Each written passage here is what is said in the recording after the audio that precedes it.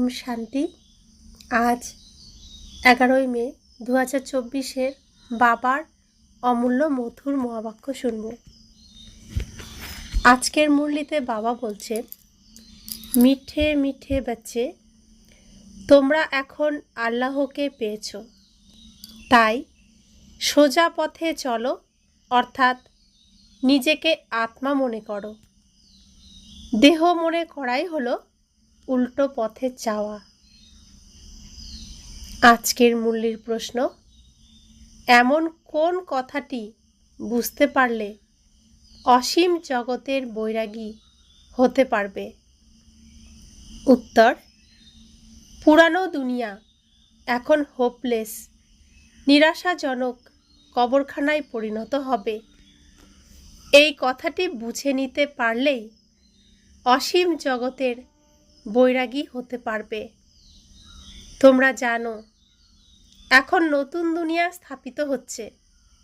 এই রুদ্র জ্ঞান যজ্ঞে সমগ্র পুরানো দুনিয়া সাহা হয়ে যাবে। এই একটি বিষয়ই তোমাদের অসীম জগতের বৈরাগী বানিয়ে দেবে।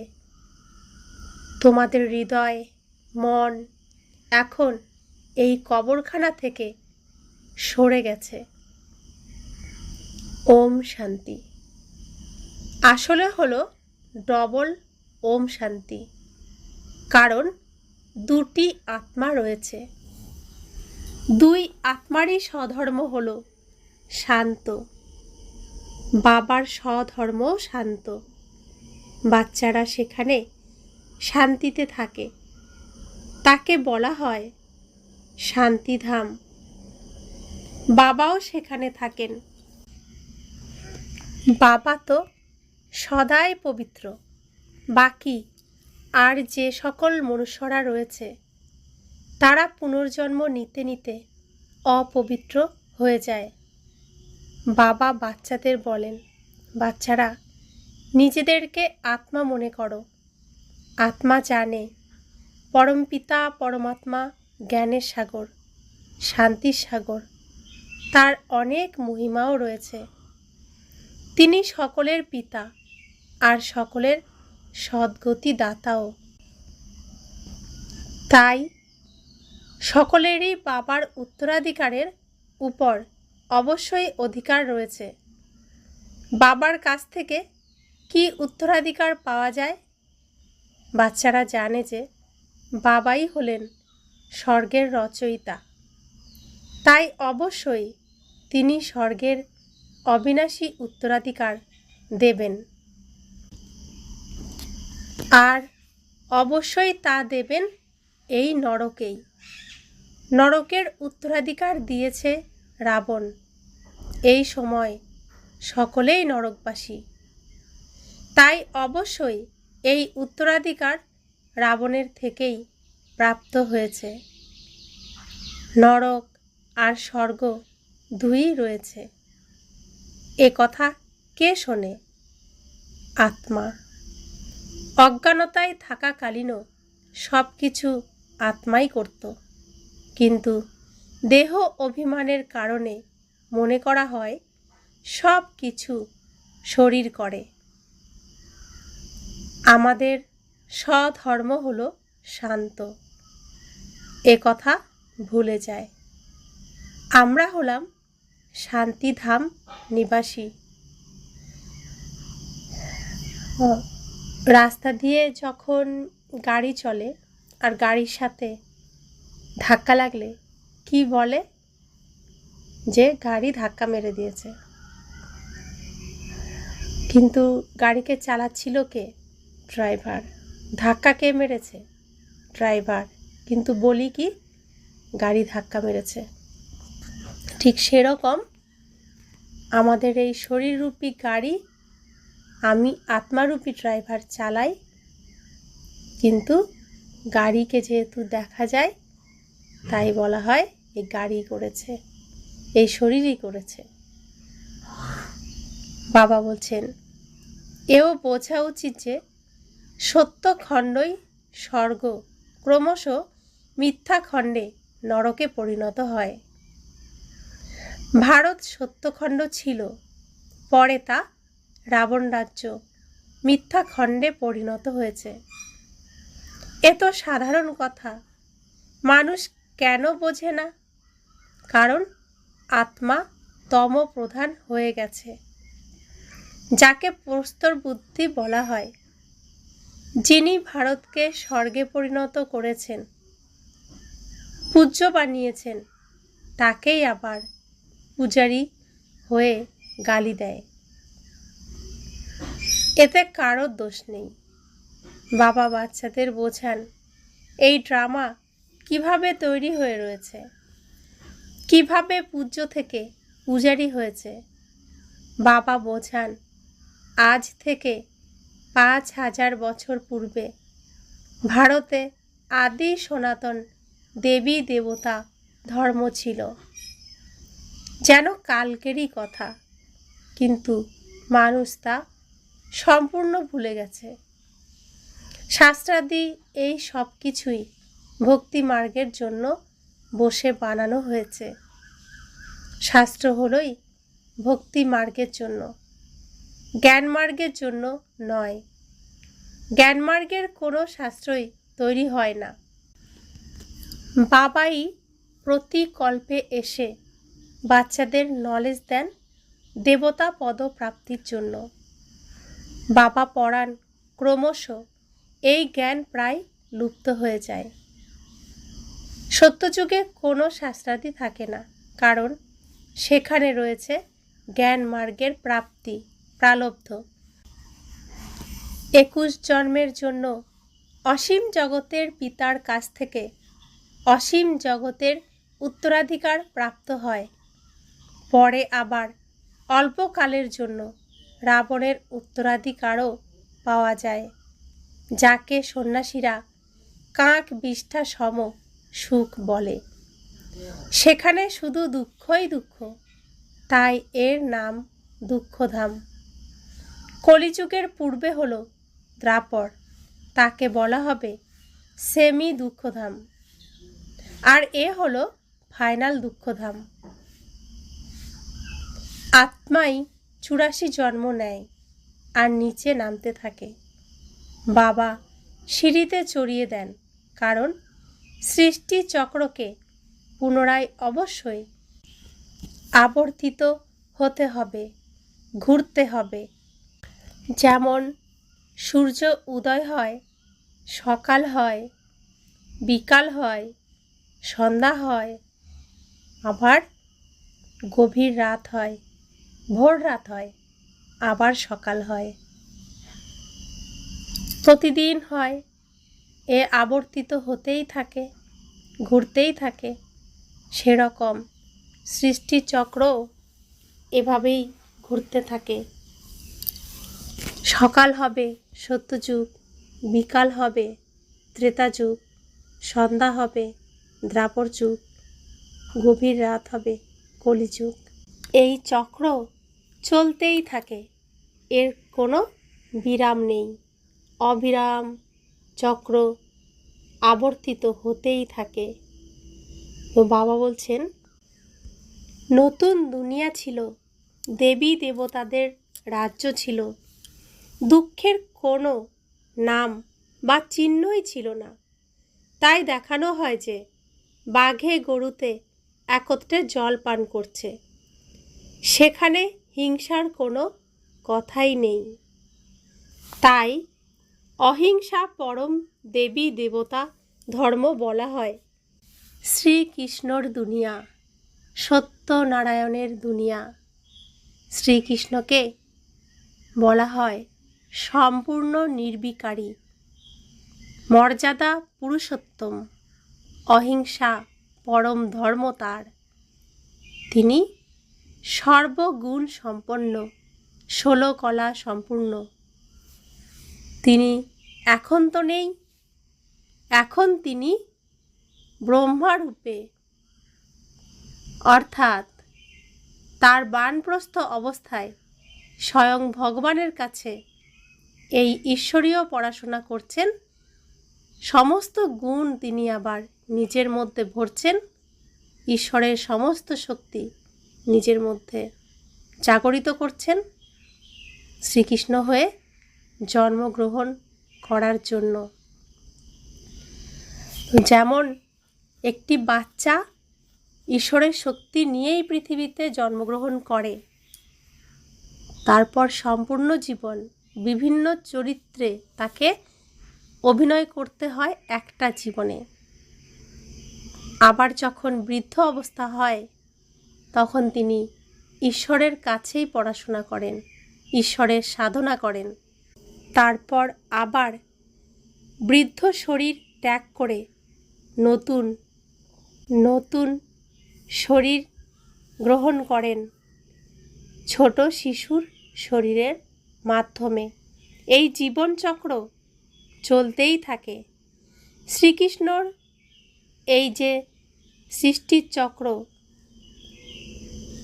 এই চক্র চলতেই থাকে। সত্যযুগে শ্রীকৃষ্ণ ছোট শিশু, বড় হয়ে স্বয়ম্বর হয়ে বিবাহ করার পর তিনি তার সিংহাসনে বসেন। সিংহাসনে বসে হয়ে যান নারায়ণ। যেমন বর্তমানে যিনি প্রধানমন্ত্রী, তার তো নিজের আলাদা একটি নাম আছে। যখন তার চেয়ারে বসেন, তার সিংহাসনে বসেন, তখন তিনি প্রধানমন্ত্রী হয়ে যান।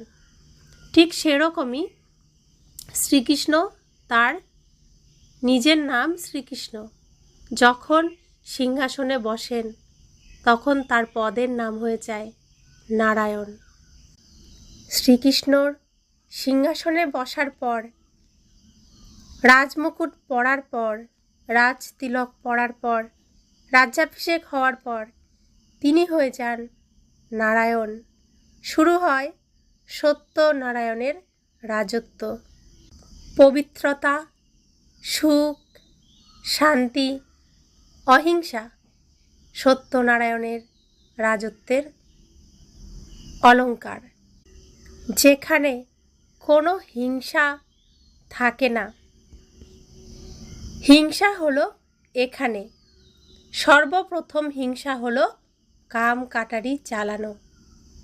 সত্যযুগে কেউ বিকারী হয় না, তাদেরই তো মহিমা কীর্তন করা হয়।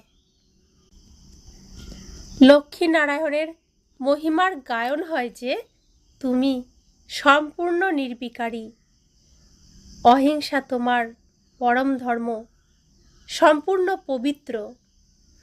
এ হলো কলিযুগ, আয়রন এজেন্ট ওয়ার্ল্ড। একে তো গোল্ডেন এজ বলতে পারবে না। ড্রামাই এইভাবে বানানো রয়েছে। সত্যযুগ হলো শিবালয়, সেখানে সকলেই পবিত্র, যাদের চিত্র রয়েছে। যিনি শিবালয় তৈরি করেন সেই শিব বাবারও চিত্র রয়েছে। ভক্তিমার্গে তার অনেক নাম দিয়ে দেওয়া হয়েছে।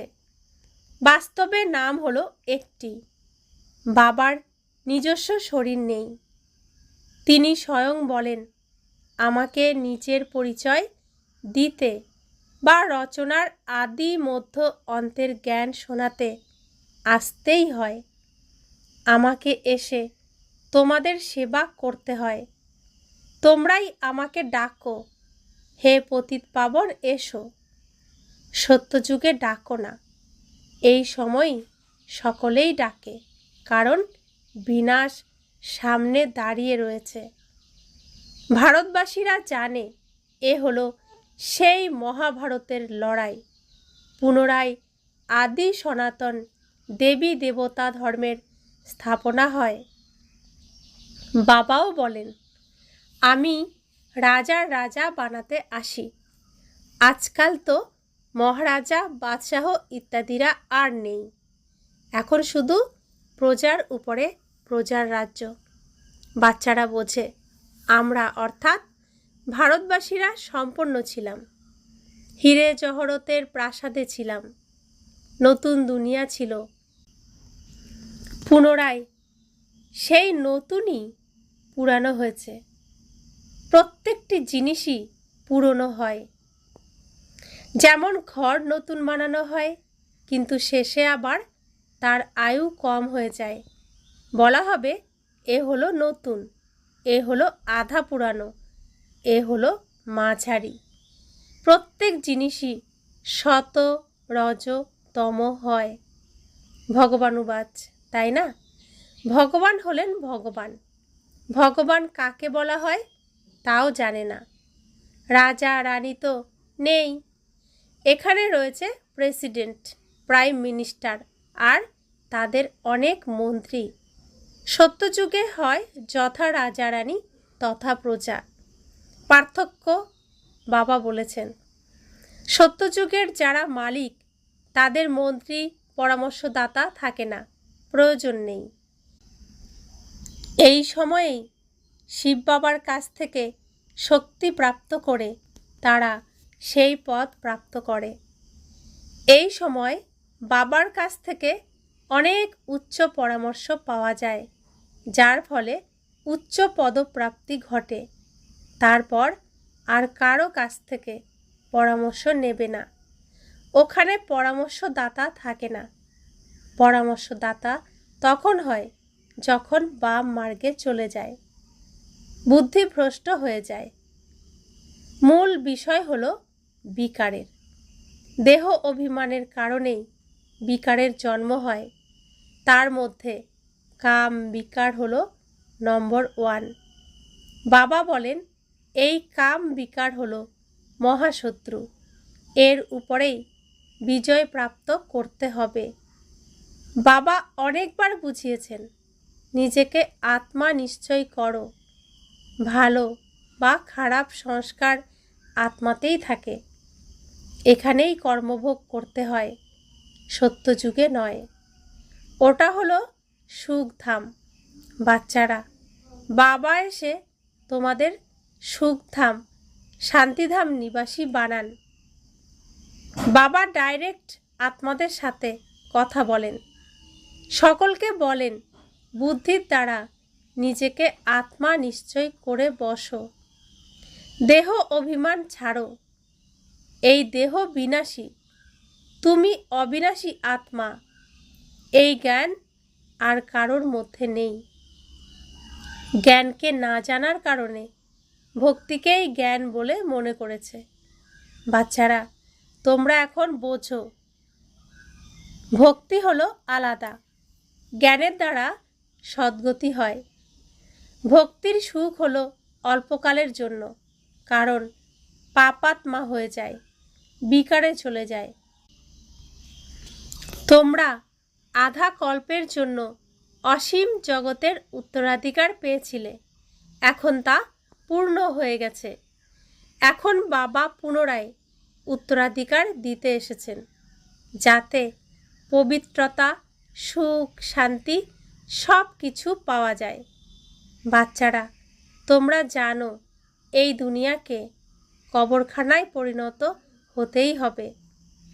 এখন এই কবরখানা থেকে মনকে সরিয়ে এনে নতুন দুনিয়া, স্বর্গের প্রতি আকর্ষণকে নিয়ে যাও। যেমন লৌকিক পিতা যখন নতুন গৃহ নির্মাণ করে, তখন বাচ্চাদের বুদ্ধিযোগ পুরানো গৃহের প্রতি না থেকে নতুন গৃহের দিকেই থাকে। অফিসে বসে থাকবে, তথাপি বুদ্ধি নতুন গৃহের দিকেই থাকে। সবসময় বুদ্ধিতে চলতেই থাকে, মনে চলতেই থাকে, এই নতুন ঘরটাকে এভাবে সাজাবো, এই জিনিসটা এখানে রাখবো। তো সবসময় বুদ্ধিতে নতুন ঘরের কথাই মনে থাকে। এটা হলো পার্থিব জগতের কথা। অসীম জগতের পিতা নতুন দুনিয়া, স্বর্গ রচনা করছেন। বলেন যে এখন পুরানো দুনিয়ার থেকে সম্বন্ধ বিচ্ছিন্ন করে এক বাবা অর্থাৎ আমার সঙ্গে সম্বন্ধ স্থাপন করো। তোমাদের জন্যই নতুন দুনিয়া, স্বর্গ স্থাপন করতে এসেছি। এখন সমগ্র পুরানো দুনিয়া এই রুদ্র জ্ঞান যোগকে সাহা হয়ে যাবে। এই সৃষ্টিরূপী বৃক্ষ সম্পূর্ণ তমপ্রধান জরাজীর্ণ হয়ে গেছে। এখন আবার নতুন তৈরি হচ্ছে। তাই বাবা বোঝান যে এসব হলো নতুন দুনিয়ার কথা। যেমন মানুষ রোগগ্রস্ত হলে নিরাশ হয়ে পড়ে, তাই না? মনে করে এর বাঁচা খুব মুশকিল। ঠিক তেমনই এই দুনিয়াও এখন হোপলেস, নিরাশাজনক।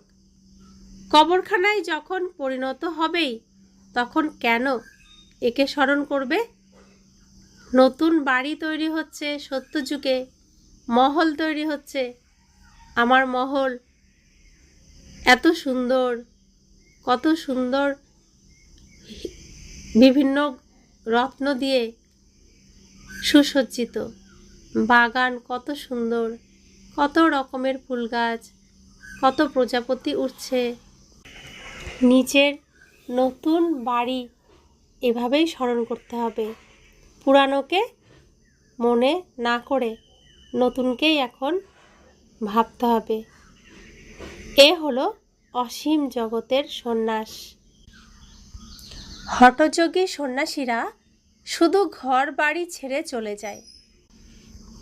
তোমরা তো পুরানো দুনিয়াকেই মন থেকে ত্যাগ করো। পুরানো দুনিয়া থেকেই আবার নতুন দুনিয়া হয়ে যায়। বাবা বলেন, আমি তো হলাম অবিডিয়েন্ট সার্ভেন্ট।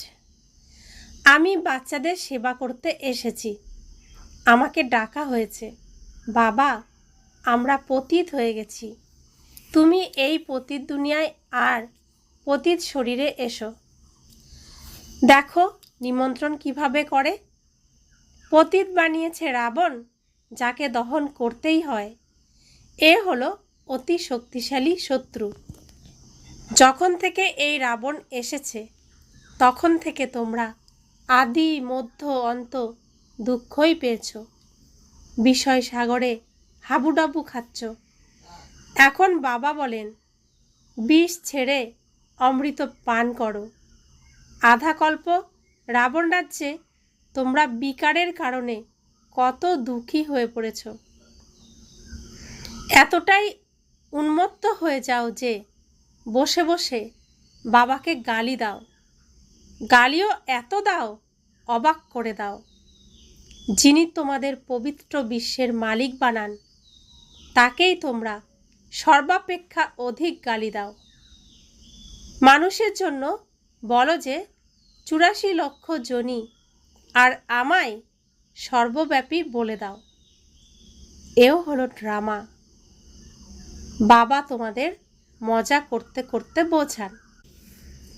ভালো আর খারাপ স্বভাব সংস্কার আত্মারই হয়। আত্মা বলে, আমি 84 জন্ম ভোগ করি। আত্মাই এক শরীর ছেড়ে অন্য শরীর ধারণ করে। এখন এ কথাও বাবাই বোঝান। ড্রামার প্ল্যান অনুযায়ী পুনরায় বাবাই এসে যারা উল্টো বিপরীতধর্মী হয়ে গেছে, তাদের সোজা স্বধর্মী বানান। এর জন্য গীতায় আছে কথাটি, বিনাশকালে প্রীত বুদ্ধি বিজয়ন্তী, বিনাশকালে বিপরীত বুদ্ধি বিনশন্তি। বাবা বিনাশ চায় না বাচ্চাদের, তাই তিনি সবার জন্যই এই পড়া পড়াচ্ছেন। মিষ্টি মিষ্টি বাচ্চাদের বাবা বলেন, এখানে তোমরা উল্টো অর্থাৎ দেহবোধ নিয়ে বসো না। নিজেকে আত্মা মনে করো। এখন তোমরা আল্লাহকে, ঈশ্বরকে পেয়েছ, যিনি তোমাদের সোজা স্বধর্মী বানান। রাবণ উল্টো পরধর্মী বানায়।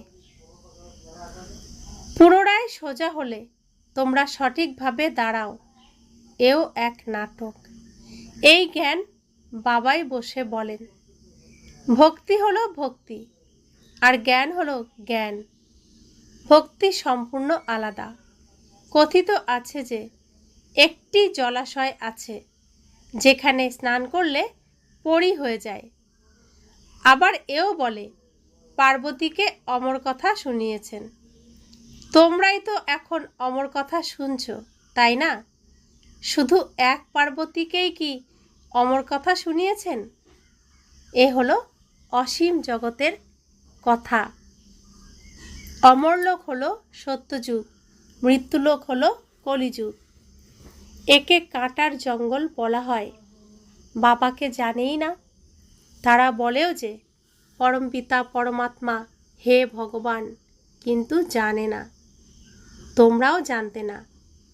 বাবা এসে তোমাদের সঠিক দিশায় চালিত করেন। ভগবানকে আল্লাহ বলা হয়। আল্লাহ পড়িয়ে আবার পদ তো দেবেন, তাই না? কিন্তু ভগবান তো একজনই। এনাদেরকে, লক্ষ্মীনারায়ণকে ভগবান ভগবতী বলা যাবে না। এনারা পুনর্জন্মে আসেন। আমি এদের পড়িয়ে দৈবী গুণ সম্পন্ন বানিয়েছি। তোমরা সবাই হলে ভাই ভাই, বাবার অবিনাশী উত্তরাধিকারের অধিকারী। মানুষ তো ঘোর অন্ধকারে রয়েছে, আসুরি সম্প্রদায়ের, তাই না? তারা বলে কলিযুগ এখন হামাগুড়ি দিচ্ছে। ছোট বাচ্চারা যেমন হাঁটুর সাহায্যে চলে, মনে করে এখনো অনেক বছর বাকি রয়েছে। কত অজ্ঞানতার অন্ধকারের নিদ্রায় আচ্ছন্ন হয়ে রয়েছে। এও এক প্রকারের খেলা। রাতে ঘুমিয়ে থাকলে খুব কম সংখ্যক মানুষই সূর্য ওঠার আগে ভোরবেলা জাগে। বেশিরভাগ মানুষই ভাবে এখনও তো সকাল হতে দেরি আছে, আর একটু ঘুমিয়ে থাকি। তো এই সৃষ্টিতেও ঠিক তাই। কলিযুগ গভীর অন্ধকারের যুগ, যে সময় সবাইকে ঘুমাতে হয়। আর এই সময়ই সবাই আরও বেশি করে রাত জেগে বিভিন্ন রকমের অনুষ্ঠানের মধ্যে নিজেকে যুক্ত রাখে, ব্যস্ত রাখেন, ভাবে সেখানেই সুখ শান্তি পাওয়া যায়। বাবা বলছেন, আলোয় কখনো দুঃখ থাকে না, রাতের অন্ধকারে দুঃখ থাকে। একথাও তোমরাই বোঝো আর বোঝাতে পারো। সর্বপ্রথমে প্রতিটি মানুষকে বাবার পরিচয় দিতে হবে। দুজন বাবা সকলেরই হয়। লৌকিক হদের পিতা পার্থিব জগতের সুখ দেয়। শরীরের পিতা এই পার্থিব অর্থাৎ পৃথিবীর জগতের সুখ দেয়। অসীম জগতের পিতা অসীম জগতের সুখ দেন। শিবরাত্রি যখন পালন করা হয় তখন অবশ্যই বাবা আসেন স্বর্গে স্থাপনা করতে। যে স্বর্গ পাস্ট হয়ে গেছে পুনরায় তার স্থাপনা করছেন। এখন এ হলো তমপ্রধান দুনিয়া, নরক। ড্রামা প্ল্যান অনুসারে যখন সঠিক সময় আসে তখন পুনরায় আমি এসে নিজ পার্ট প্লে করি। আমি নিরাকার, আমার তো বলার জন্য মুখ অবশ্যই চাই। ষাঁড়ের মুখকে কি ব্যবহার করা যাবে? না, যাবে না। আমি এনার ব্রহ্মা মুখ ব্যবহার করি, যিনি তার অনেক জন্মেরও অন্তিম জন্মে বানপ্রস্থ অবস্থায় রয়েছেন। আমি এনার মধ্যে প্রবেশ করি। ইনি নিজের জন্মকে জানেন না। ব্রহ্মা বাবা নিজে যে কৃষ্ণ ছিলেন, তিনি নিজের জন্মকে জানতেন না। বাবা স্বয়ং এসে তাকে পরিচয় দিয়ে জানিয়েছে। अच्छा, मीठे मीठे सिखिरादी बच्चों प्रति माता पिता बाप दादा का याद प्यार और गुड मॉर्निंग। रूहानी बाप की रूहानी बच्चों को नमस्ते। हम रूहानी बच्चों की रूहानी माता पिता बाप दादा को याद प्यार, गुड मॉर्निंग और नमस्ते नमस्ते नमस्ते। शुक्रिया बाबा, शुक्रिया बाबा, शुक्रिया। ধারণার জন্য মুখ্য সার। 1. যেমন বাবা ডাইরেক্ট বাচ্চাদের সঙ্গে কথা বলেন, তেমনভাবেই নিজেকে আত্মনিশ্চয় করতে হবে। এই কবরখানা থেকে আকর্ষণ সরিয়ে ফেলতে হবে, এমন সংস্কার ধারণ করতে হবে যেন কখনো কর্মভোগ করতে না হয়। 2. বাবা যেমন ড্রামার উপরে সম্পূর্ণ অটল থাকার জন্য কাউকে দোষ দেন না, তাকে যারা গালি দেয় সেই অপকারীর প্রতিও উপকার করেন, ঠিক তেমনি বাবার সমান হতে হবে। এই ড্রামায় কারোর কোনো দোষ নেই, এই ড্রামা অ্যাকুরেট তৈরি হয়ে রয়েছে। আমরা যখন পেন ড্রাইভ বা সিডিতে কোনো কিছু রেকর্ডিং করি, তো সেই রেকর্ডিং যতবার চালাবো একই কথা বলবে, যা আছে তাই বলবে। আমরা সেই সিডি বা পেন ড্রাইভের উপরে আঘাত করলেও সেই রেকর্ডিং চেঞ্জ হবে না।